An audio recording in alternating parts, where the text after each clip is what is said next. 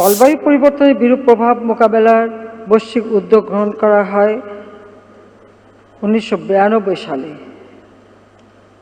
কিন্তু আমাদের মহান নেতা জাতির পিতা বঙ্গবন্ধু শেখ মুজিবুর রহমান এর অনেক আগে 1972 সালে এ বিষয়ে কার্যকর ও সুদূর প্রসারী কর্মপরিকল্পনা গ্রহণ করেন।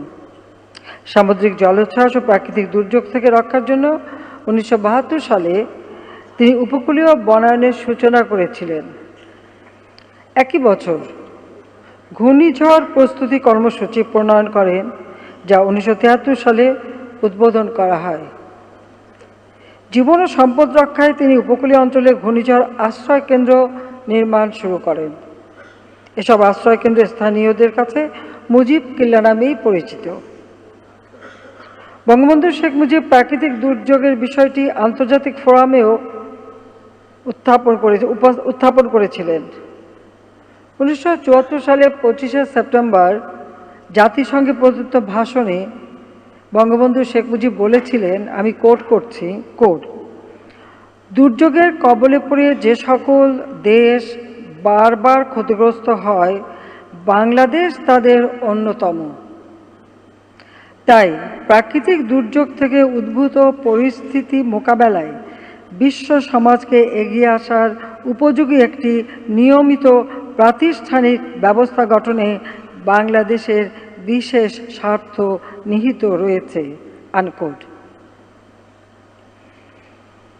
দেশের উদ্ভিদ প্রজাতি সংরক্ষণ ও গবেষণার জন্য বঙ্গবন্ধু শেখ মুজিব 1975 সালের 1 জুলাই ন্যাশনাল হার্বেরিয়াম প্রতিষ্ঠা করেন। দেশের বন ও পরিবেশ সংরক্ষণ, দুর্যোগ ব্যবস্থাপনা, পানি সম্পদ ব্যবস্থাপনা ও প্রাকৃতিক সম্পদ রক্ষা সহ জলবায়ু পরিবর্তনের প্রভাব মোকাবেলা করে ঘুরে দাঁড়ানোর সামর্থ্য অর্জনে তিনি বহুবিধ পদক্ষেপ গ্রহণ করেছিলেন। সুধীমণ্ডলী, আমরা বঙ্গবন্ধু শেখ মুজিবের পদাঙ্ক অনুসরণ করে জলবায়ু পরিবর্তনের বিরূপ প্রভাব মোকাবেলায় নিজস্ব সম্পদ দিয়ে বিভিন্ন কর্মসূচি বাস্তবায়ন করছি। অভিযোজন কার্যক্রমে বাস্তবায়নের জন্য 2009 সালে আমরা নিজস্ব অর্থায়নে বাংলাদেশ জলবায়ু পরিবর্তন ট্রাস্ট ফান্ড প্রতিষ্ঠা করেছি।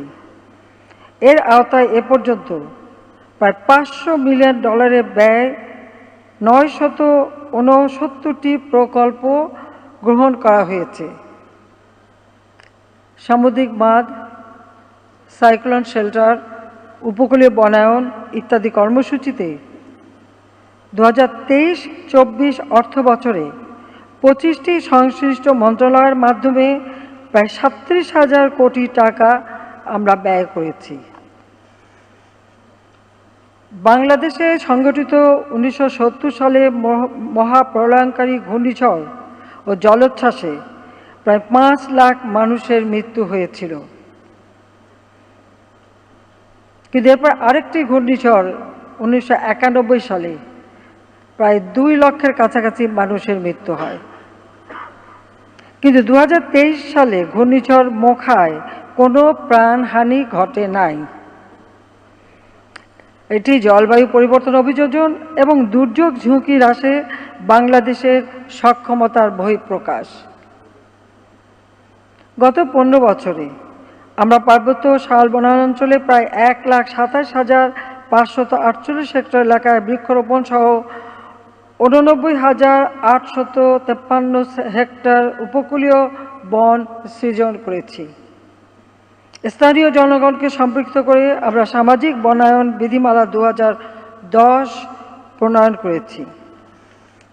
জলবায়ু উদ্বাস্তু পরিবারসমূহের জন্য কক্সবাজার জেলায় আমরা বিশ্বের বৃহত্তম খুরুশকুল বিশেষ আশ্রয় প্রকল্প নির্মাণ করেছি।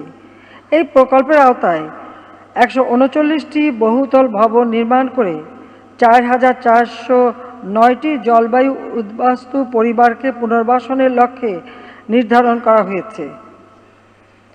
এছাড়া আমরা জলবায়ু উদ্বাস্তু প্রাকৃতিক দুর্যোগে ভূমিহীন, গৃহহীন, সমাজের পিছিয়ে পড়া অন্যান্য সম্প্রদায়ের মানুষকে জমিসহ ঘর বিনামূল্যে প্রদান করছি এবং তাদের শিক্ষা, স্বাস্থ্য, কর্মসংস্থানের সুযোগ তৈরি করা হয়েছে।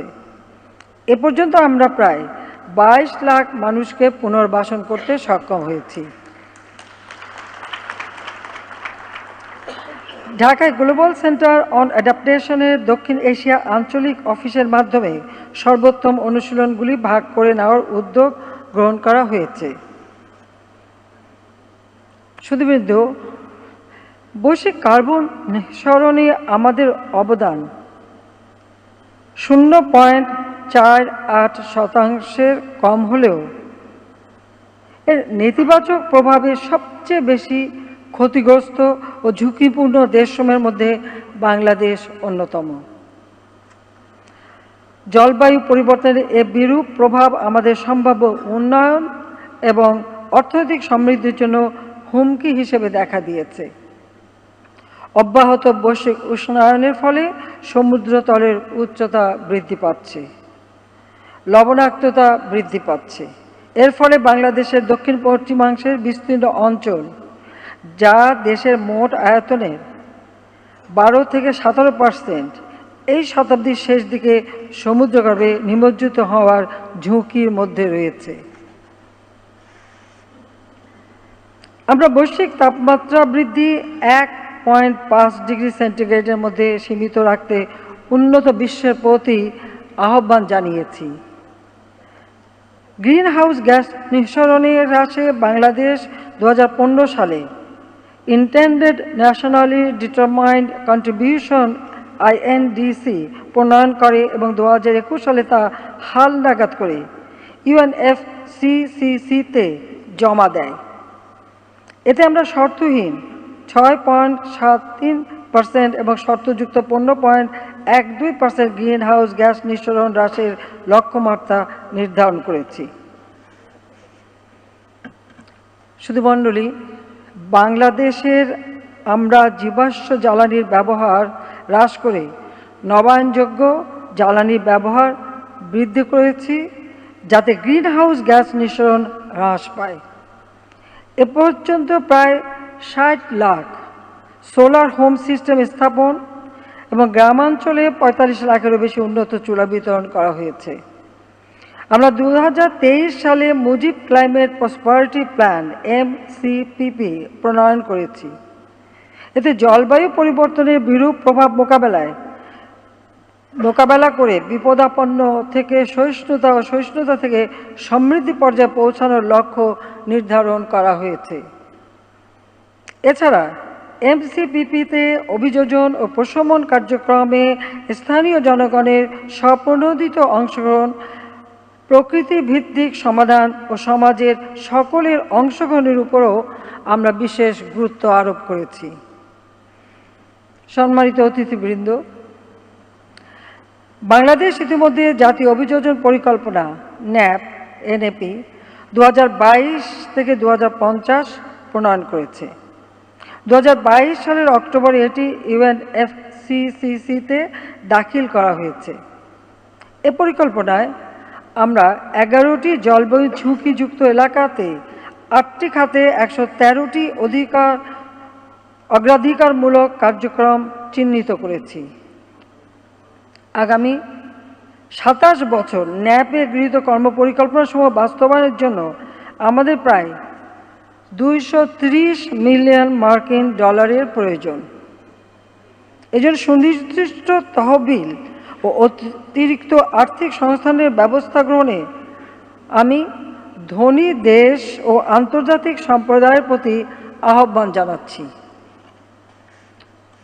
উন্নত দেশসমূহ ব্যাপক কার্বন নিঃসরণের মাধ্যমে বৈশ্বিক উষ্ণতা বৃদ্ধিতে ভূমিকা রেখে চলেছে। জলবায়ু পরিবর্তনের কারণে ক্ষতিগ্রস্ত জনগণকে রক্ষা করা তাদের এটা নৈতিক দায়িত্ব। আমরা ক্লাইমেট ভালনারেবল ফোরাম CVF-এর সভাপতি থাকাকালে অভিযোজন ও প্রশমন কার্যক্রমে উন্নত দেশসমূহের প্রতিশ্রুত প্রতি বছর $100 বিলিয়ন প্রদানের বিষয়টি বাস্তবায়ন করার জন্য বারবার আহ্বান জানাচ্ছি।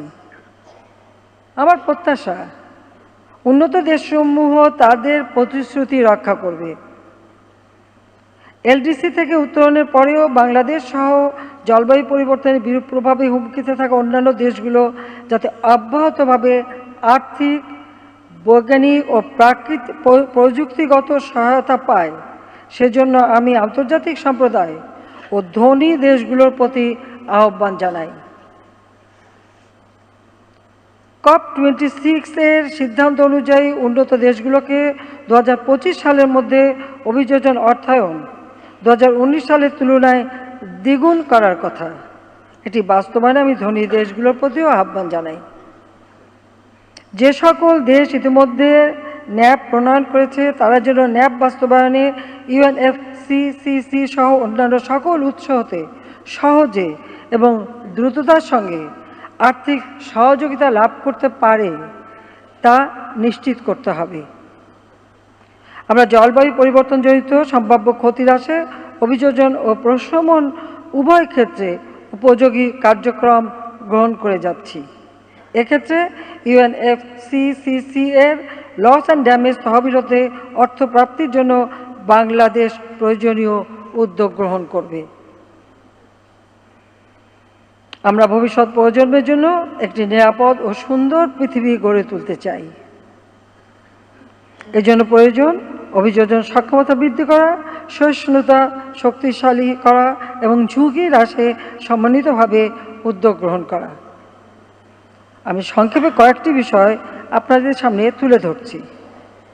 প্রথমত, প্রধান কার্বন নির্গমনকারী দেশগুলিকে বিশ্বব্যাপী তাপমাত্রা বৃদ্ধি 1.5 ডিগ্রি সেলসিয়াসের মধ্যে রাখতে তাদের নির্গমন হ্রাস করার জন্য কার্যকর পদক্ষেপ নিতে হবে। দ্বিতীয়ত, উন্নত দেশগুলির দ্বারা জলবায়ু তহবিলে বার্ষিক $100 বিলিয়ন প্রতিশ্রুতি পূরণ করতে হবে। অভিযোজন ও প্রশমনের মধ্যে তা সমানভাবে বন্টন করতে হবে। তৃতীয়ত, উন্নত দেশগুলিকে উন্নয়নশীল দেশগুলিতে প্রযুক্তি হস্তান্তরের পাশাপাশি সবচেয়ে কার্যকর জ্বালানি সমাধানে এগিয়ে আসতে হবে। চতুর্থ, নবায়নযোগ্য জ্বালানিতে রূপান্তরের সময় সংশ্লিষ্ট দেশগুলির উন্নয়ন অগ্রাধিকারগুলি তাদের ক্ষতি অনুসারে বিবেচনা করা উচিত। পঞ্চমত, সমুদ্রপৃষ্ঠের উচ্চতা বৃদ্ধি, লবণাক্ততা বৃদ্ধি, নদী ভাঙন, বন্যা এবং খরার কারণে বাস্তুচ্যুত মানুষদের পুনর্বাসনের দায়িত্ব সকল দেশকে ভাগ করে নিতে হবে। এবং সবশেষে প্রধান অর্থনীতি সমূহকে পরবর্তী প্রজন্মের জন্য একটি টেকসই ভবিষ্যৎ নিশ্চিত করতে অংশীদারিত্বের ভিত্তিতে বিশ্বব্যাপী সকল অংশীদারদের সঙ্গে কাজ করতে হবে।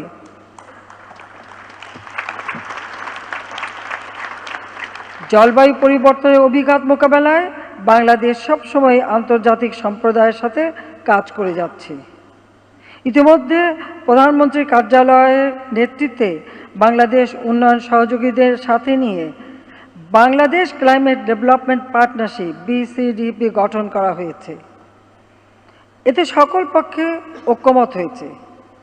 আমি আশা করি Mujib climate prosperity plan, national adaptation plan, national determined contribution ও বাংলাদেশের রূপান্তর 2041 বাস্তবায়নে BCDP তাৎপর্যপূর্ণ অবদান রাখবেন। আসুন সকলকে সঙ্গে নিয়ে আরও নিবিড়ভাবে এই ধরিত্রী রক্ষায় আমরা কাজ করি। সেই সাথে একটি কথা না বলে পারছি না, এই যুদ্ধে অস্ত্র এবং অর্থ ব্যয় না করে সে টাকাগুলি এই জলবায়ু পরিবর্তনে যদি ব্যয় করা হতো তো বিশ্বটা রক্ষা পেত।